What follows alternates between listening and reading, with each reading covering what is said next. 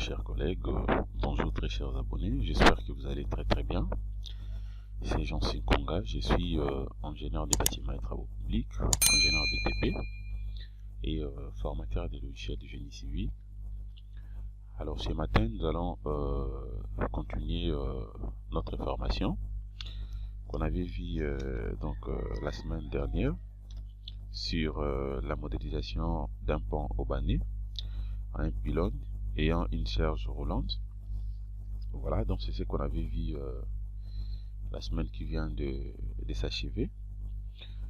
Alors aujourd'hui, maintenant, nous allons faire l'étude de lignes d'influence. Voilà, donc c'est ce que nous allons faire tout à l'heure, de manière à ce que nous puissions donc terminer directement le projet qu'on avait débuté. Voilà, c'est ce que nous allons faire rapidement. Alors, sans plus tarder, je sais très bien que beaucoup de gens parmi nous ne savent pas comment est-ce qu'ils peuvent modéliser par exemple des projets, et pour les cas des ponts spéciaux, mais aussi faire l'étude de la ligne d'influence. Alors déjà, on sait que lorsqu'on calcule par exemple un pont, que ce soit haubané, n'importe quel pont, qu'on calcule sur Robot Structural Analysis, communément appelé RoboByte.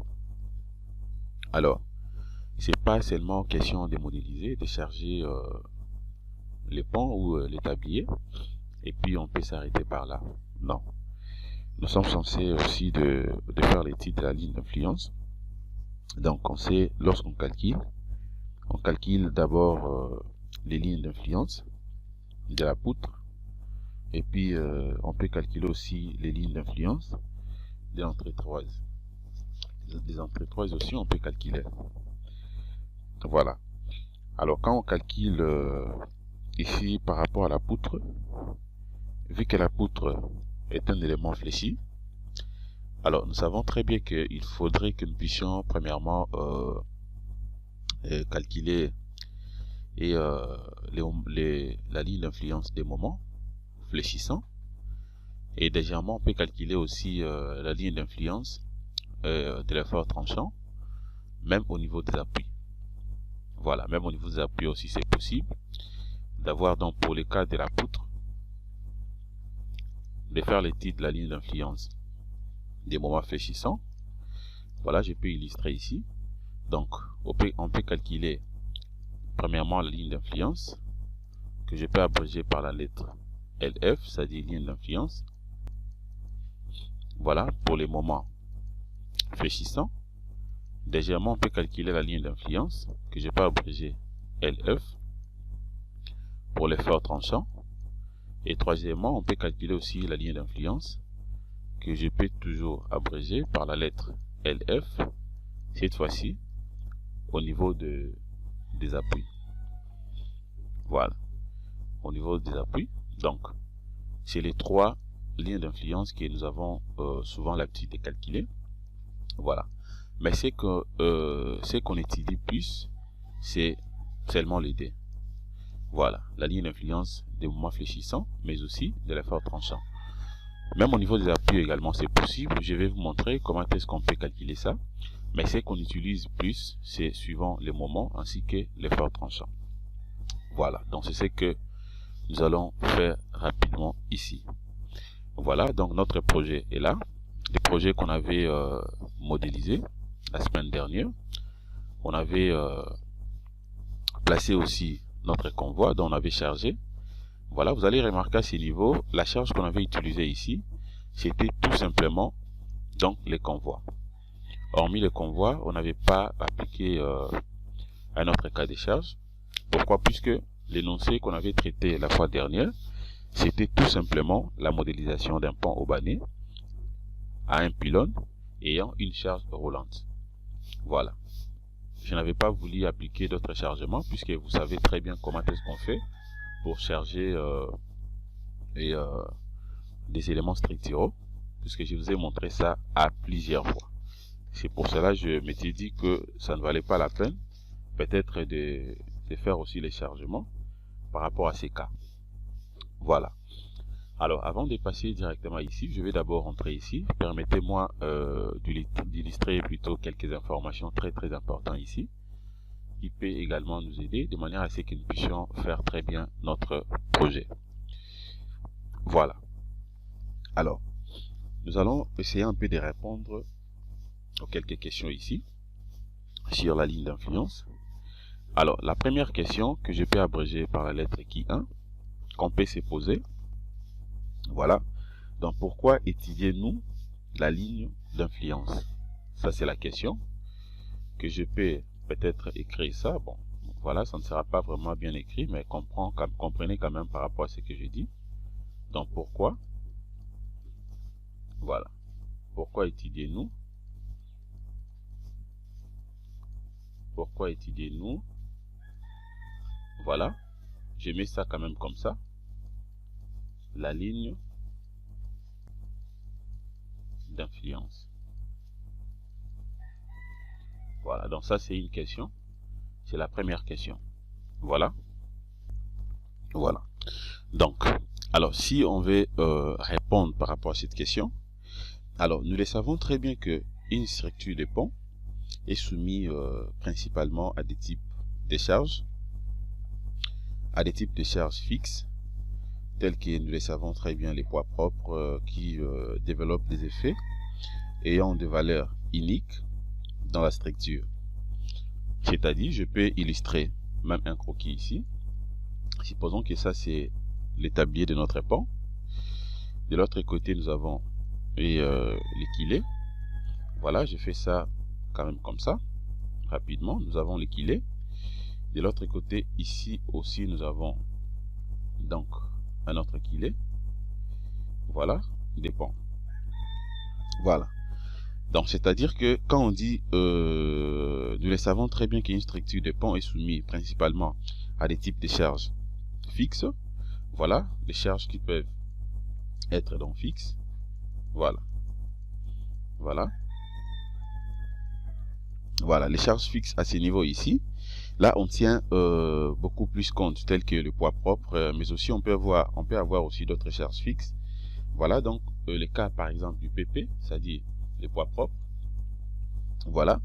Alors, et cette charge fixe au niveau des tabliers peut engendrer directement une force qui descend au niveau de notre équilé. Alors, c'est ça qui fait en sorte que nous puissions donc avoir aussi donc des valeurs uniques de l'effet. Voilà, que je peux abréger VI. Ce sont des valeurs uniques de l'effet.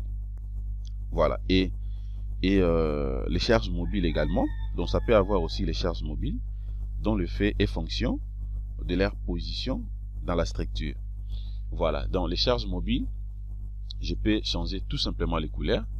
Voilà, nous le savons très bien que les charges mobiles, donc ce sont des chargements qui déplacent, donc que je peux appeler charge roulante. C'est-à-dire, ça déplace par exemple dans cette direction. Donc au fur et à mesure, les charges se déplacent sur notre structure. Cela peut engendrer également des déformations. Voilà. Alors, par rapport à cette configuration maintenant, ce qu'il faut savoir, alors la ligne d'influence ayant à sa charge les dimensionnements des différents éléments de la structure et la justification de sa stabilité interne et externe, doit alors déterminer les positions, donc déterminer la position de la charge, donnant l'effet le plus défavorable. Voilà, donc compte tenu de ce type de chargement, que ce soit des charges fixes dues au poids propre, que ce soit les charges mobiles dues au déplacement des convois, alors la ligne d'influence maintenant est là, ça peut nous aider de manière à ce que nous puissions directement déterminer donc la position de la charge donnant l'effet le plus défavorable. Voilà. Alors maintenant cet effet, donc l'effet le plus défavorable peut être la valeur maximale. Voilà, ça peut être la valeur maximale, c'est-à-dire donc la valeur max. Voilà. Donc par exemple, c'est le cas par exemple pour les moments de flexion dans une section du tablier par exemple. et pour le calcul de ferraillage également. Voilà, si on veut par exemple calculer le ferraillage ou bien obtenir directement le moment de flexion au niveau de notre tablier ici, voilà, je peux changer les couleurs. Au niveau de notre tablier ici par exemple, donc on a la possibilité d'obtenir ça à travers les moments maximal que nous avons trouvé, ou la valeur maximale. Voilà, donc en fait c'est ça. Mais aussi pour calculer directement le ferraillage, donc il faut chercher la position des convois qui donne la valeur maximale du moment fléchissant, en vue de déterminer donc la quantité d'armature à mettre dans notre tablier. Voilà, donc si il faut par exemple, si on veut faire le ferraillage de notre tablier ici, alors aussi longtemps que les convois se déplacent suivant cette direction, ce sont des charges mobiles. Alors là maintenant nous serons censés déterminer premièrement la position des convois max, des moments maximal, bien sûr les moments fléchissants max par rapport au déplacement de nos convois ici. Alors c'est ça qui nous permettra beaucoup plus de faire l'étude de ferraillage, de manière à ce que nous puissions maintenant venir armer directement notre tablier. Voilà, donc ça c'est le premier point concernant les questions. La première question plutôt, de pourquoi étudier nous la ligne d'influence. Alors à part ça aussi, donc nous savons très bien que comme elle peut être dans la ligne d'influence, elle peut être donc aussi la valeur minimale. Donc cela ne peut pas seulement être la valeur minimum, maximale plutôt. C'est-à-dire qu'il y a possibilité aussi d'obtenir, donc vous calculez et que vous avez trouvé la valeur maximale, mais aussi la valeur minimale, toujours pour la ligne d'influence. Alors elle peut être la valeur minimum.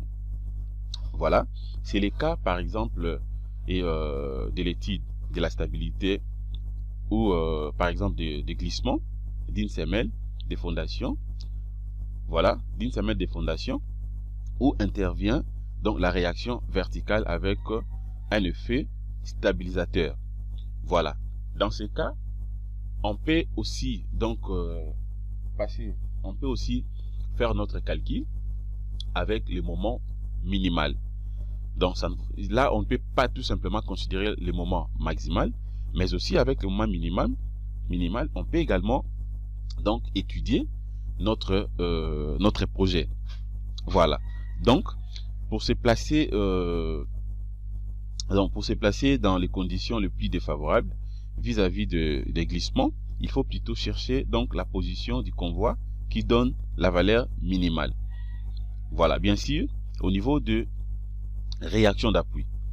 Au niveau de réactions d'appui, donc par exemple à ce niveau ici, au niveau de réactions d'appui, voilà, c'est aussi très important. Voilà, donc voilà un peu ce que je voulais premièrement vous expliquer par rapport à la ligne d'influence. Et à part ça aussi, c'est qu'il faut savoir, donc vous avez la possibilité aussi de connaître que pour répondre à l'objectif donc des dimensionnements, tous les éléments de la structure donc dans la situation et le plus défavorable possible, les lignes d'influence sont donc les moyens qui peuvent à l'ingénieur qui permet à l'ingénieur plutôt d'étudier les structures sur le fait des charges mobiles. Voilà, donc la simulation de la notion de la ligne d'influence permet également de comprendre donc la philosophie derrière donc certaines règles des conceptions des ponts. Voilà, telles que par exemple la règle de balancement entre travées des rives et travées centrales d'une structure, bien sûr qui peuvent être donc continues, justement pour éviter les soulèvements de la travée des rives, et aussi donc les règles d'un choix des longueurs des travées d'un pont. Voilà, donc c'était tout simplement pour vous expliquer que donc si on fait l'étude de la ligne d'influence dans un pont, ce n'est pas tout simplement pour trouver des valeurs max. Bien sûr c'est très important, mais aussi nous avons la possibilité d'obtenir aussi des valeurs min, puisque ça peut quand même nous servir au niveau des appuis de manière à ce que nous puissions donc faire nos études correctement. Voilà. Donc, pour ne pas peut-être prendre beaucoup de temps à ce niveau, je crois que par rapport à tout ce que je viens de dire ici, vous avez quand même compris d'une manière ou d'une autre, en quelque sorte, pourquoi nous faisons la ligne d'influence. Voilà. Alors, on peut également répondre rapidement à la deuxième question. Voilà, ça c'était justement la première question que je viens d'illustrer donc ces schémas et j'ai expliqué. Alors, concernant la deuxième question maintenant, que je peux abréger ici, je prends par exemple KID. Voilà. Voilà. Donc, la deuxième question que je peux illustrer ici rapidement. Et il y a une autre question qui se pose souvent concernant la ligne d'influence. Par exemple, donc, pourquoi doit-on calculer la ligne d'influence? Voilà, je peux abréger. Pourquoi doit-on calculer la ligne d'influence? Voilà, de la poutre principale ou tout simplement de la poutre et de l'entrecroise. Voilà, ça c'est en fait la deuxième question. Pourquoi doit-on calculer la ligne d'influence de la poutre et de l'entrecroise? Est-ce que c'est très important? Voilà, à ce niveau ici, je peux tout simplement vous répondre, oui, c'est très important. Pourquoi c'est très important? Déjà, on sait très bien que, et on calcule d'abord la ligne d'influence de la poutre. Voilà, je peux illustrer aussi un schéma ici. Voilà, donc je fais ça comme ça, en plan. Voilà. Donc supposons que ça, c'est notre tablier. Alors, ça, ce sont de nos poutres principales, que je peux appeler des poutres principales. Voilà, les poutres principales sont là. Et à ce niveau ici, nous avons, je peux même changer la couleur. Voilà, donc dans cette direction, nous avons directement ce que je peux appeler nos entrecroises ici. Voilà, donc je place nos entrecroises dans cette direction. Voilà, là je place directement nos entrecroises. Voilà, donc je suppose qu'à l'extrémité ici, nous avons des appuis. Voilà, je mets un appui ici. Bien sûr en bas, je mets un appui de l'autre côté. Ici également, je mets des appuis.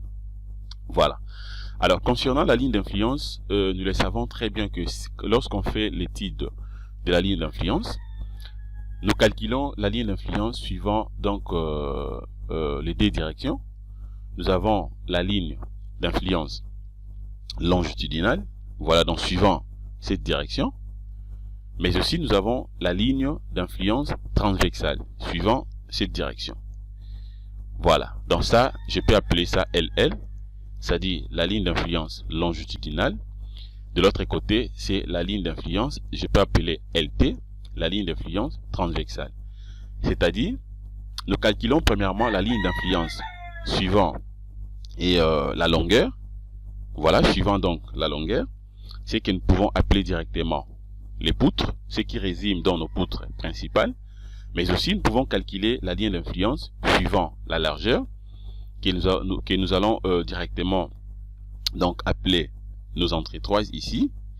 Voilà, donc c'est très important. Donc c'est vraiment différent, puisque nous avons normalement nous avons des types de lignes d'influence. Ligne d'influence transversale et la ligne d'influence longitudinale, donc suivant la longueur et suivant la largeur. Mais aussi, à part ça, on a aussi la possibilité de calculer la ligne d'influence au niveau donc des appuis. Voilà, au niveau des appuis, ici. Voilà. Donc, et cela revient à dire quoi? Donc, on calcule d'abord la ligne d'influence de la poutre. Et puis, on va maintenant calculer la ligne d'influence de l'entrecroise. Alors, et comme nous le savons très bien que la poutre c'est un élément fléchi, donc on calcule les lignes d'influence par rapport à la poutre ici. Voilà, ça c'est notre poutre. Je prends par exemple l'exemple de cette poutre ici. Étant donné que la poutre c'est un élément fléchi ici, donc à ce niveau ici, nous sommes censés décalculer la ligne d'influence des moments fléchissants. Voilà. Nous avons également la possibilité de calculer la ligne d'influence de l'effort tranchant. Voilà, donc c'est les deux types de lignes d'influence qui est très important. Voilà. Voilà. Donc, et déjà ce qu'il faut savoir ici, Donc, la ligne d'influence des moments et de l'effort tranchant déjà est là. Mais hormis ça, par rapport à notre poutre ici, hormis la ligne d'influence des moments ainsi que de l'effort tranchant, nous avons également la possibilité de calculer la ligne d'influence des appuis. Donc, je peux ajouter ici R. Voilà. Donc, on calcule au niveau des appuis également, les appuis que vous voyez ici. On peut également calculer la ligne d'influence des appuis par rapport, bien sûr, par rapport à cette poutre que je peux soit nommer poutre numéro 1. Voilà, par rapport à cette poutre, je peux calculer la ligne d'influence des moments fléchissants, la ligne d'influence de l'effort tranchant, mais aussi la ligne d'influence au niveau des appuis. Voilà, donc ça me fait directement 3 lignes d'influence, tout simplement par rapport à cette poutre. Donc voilà en fait la procédure. Et à part ça également, je peux calculer pour d'autres poutres, bien sûr principales, et après je pourrais venir faire aussi pour les entrecroises. Voilà. Alors dès que je calcule pour les poutres, je calcule également pour les entrecroises. À partir de là, maintenant, j'ai la possibilité, par exemple, au niveau des poutres, de vérifier maintenant quelle est la poutre qui m'a permis d'avoir la ligne d'influence, donc une grande déformation. Par exemple, le moment fléchissant de la ligne d'influence, les plis maximales. Donc, je peux considérer ça, je prends ça, c'est à fonction de ça que je pourrais soit faire directement le dimensionnement. Donc, voilà en fait les principes, c'est ça. Je crois que j'ai été vraiment clair. Par contre, s'il y a des points, il y a peut-être des zones d'ombre, vous avez la possibilité tout simplement de m'écrire et puis nous allons échanger ensemble avec vous. Voilà. Alors sans plus tarder maintenant, nous avons la possibilité de passer directement au niveau des projets. Voilà, donc je viens directement ici au niveau de projet.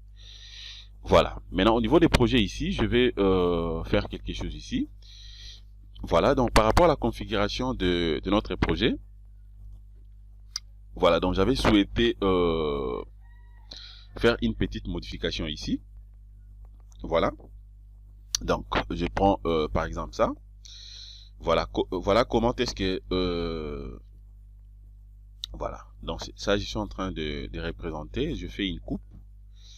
Voilà, une coupe transversale de mon pont aubané. Voilà. Alors, je vais premièrement ajouter, le câble ici. Voilà, donc je vais vraiment que le pont aubané soit vraiment stable. Voilà, donc je vais ajouter quelques câbles d'abord ici.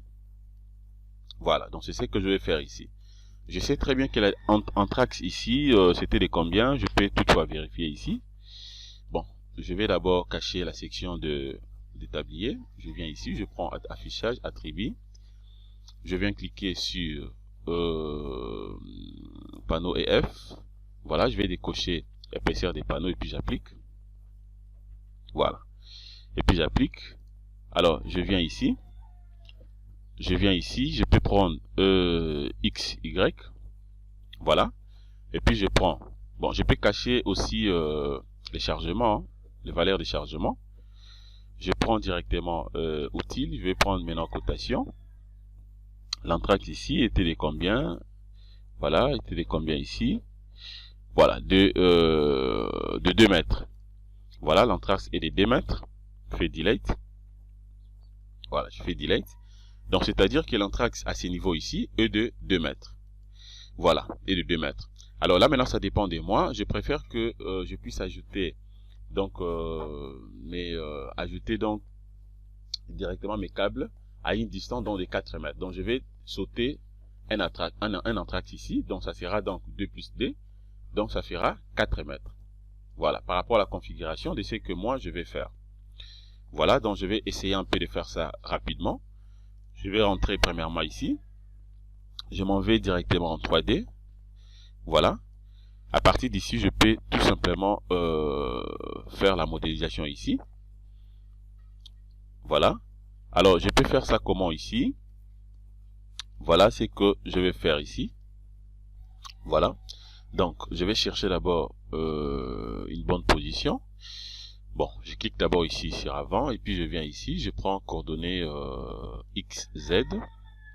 Voilà, à partir d'ici, j'ai déjà les lignes de construction. Je peux cliquer à vide. Alors, je viens directement ici, je prends barre.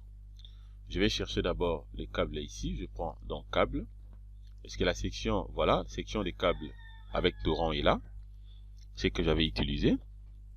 Voilà.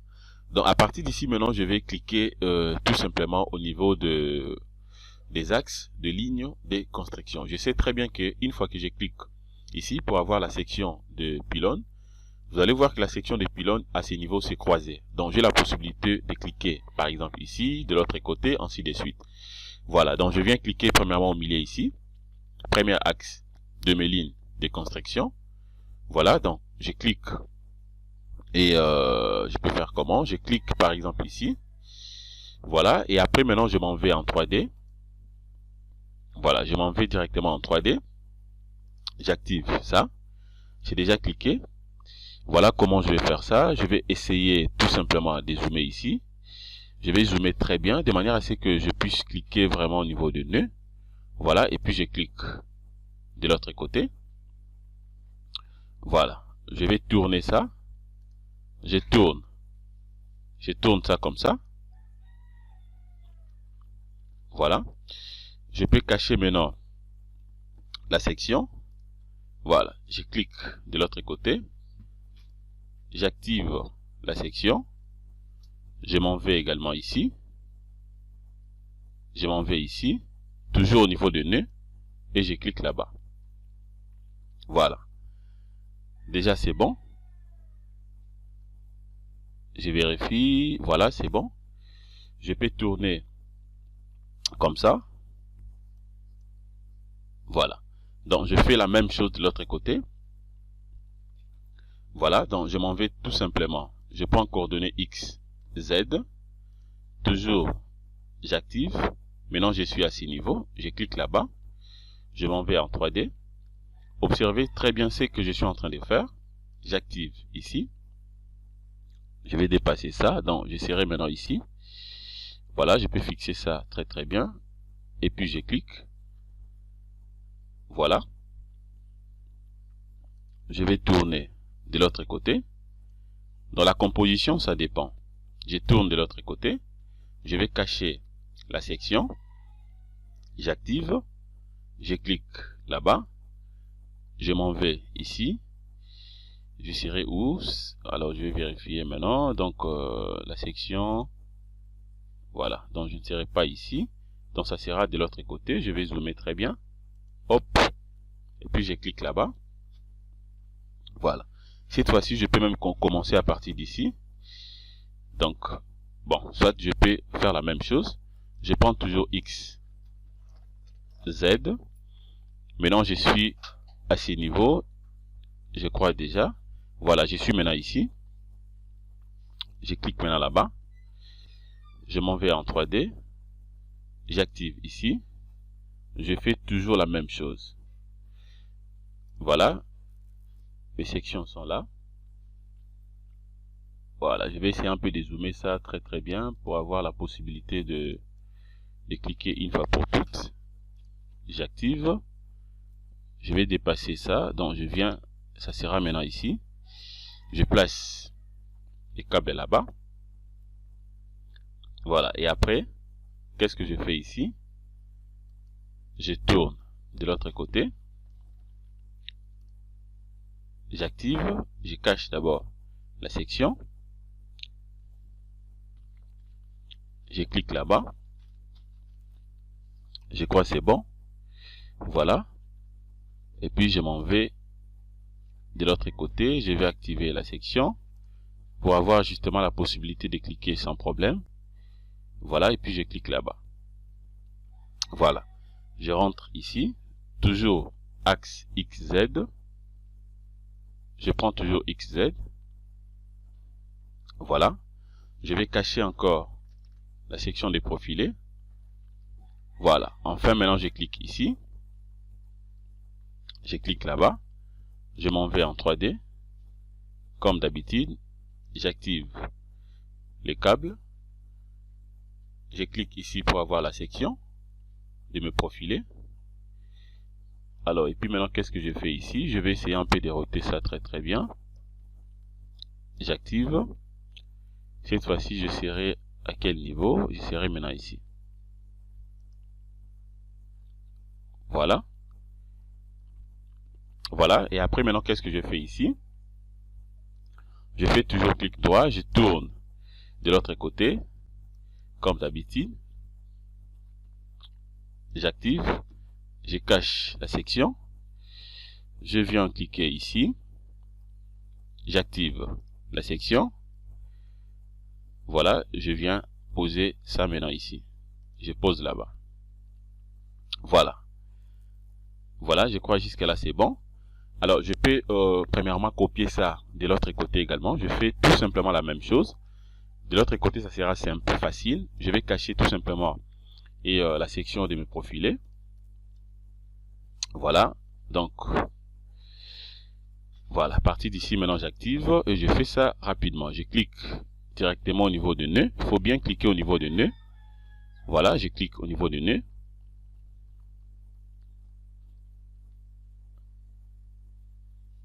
Et puis maintenant, je viens ici. Je peux activer ça. Voilà, pour faire ça correctement. Voilà, je clique directement là-bas. Voilà. Et puis, je cache la section. Je prends maintenant cette fois-ci ça. Donc, je fais d'abord suivant cette direction et puis je vais compléter de l'autre côté. Ici également, je vais faire la même chose. Donc, je vais dépasser ça. Je serai maintenant cette fois-ci ici. Je clique là-bas. Voilà. Vraiment, c'est très très facile. Je vais cacher la section. J'active. Je suis maintenant ici. Je clique sur croquis déprofilé. Je viens encore cliquer ici. Voilà. Je vais cacher la section de profilé. J'active. Enfin, je clique ici. Je clique là-bas. Et puis, directement de l'autre côté. Voilà. Je crois jusqu'à là c'est bon. Je vais tourner maintenant dans l'autre direction. Voilà comment je fais ça. Je vais tourner ça rapidement. Je fais comme ça. Voilà. Je refais tout simplement la même chose. Je suis en train de placer tout simplement mes câbles. J'active, je cache la section. Voilà, je serai d'abord ici, je clique là-bas. Je m'en vais de l'autre côté. Je clique sur croquis déprofilé, j'active. Puis je viens cliquer ici. Voilà, premier câble dans cette direction. Je cache la section des profilés. Et puis je viens, je clique de l'autre côté. Voilà, donc, je clique ici. Voilà, deuxième câble. Donc, je fais en fait la même chose. Il faut faire ça très très bien. Il faut vraiment avoir la précision pour ne pas commettre des erreurs. Voilà, je vais aussi cliquer ici pour avoir la section. Je clique là-bas. C'est bon. Je cache la section. Alors, dernier câble. Voilà, je suis là. Donc, je clique ici. Je vais zoomer. Je clique ici. De l'autre côté. Et puis, je place ça ici. Voilà, je crois que c'est bon. À ce niveau, j'ai la possibilité tout simplement de fermer ici. Je ferme. Je vais essayer un peu de voir ce que je viens de faire.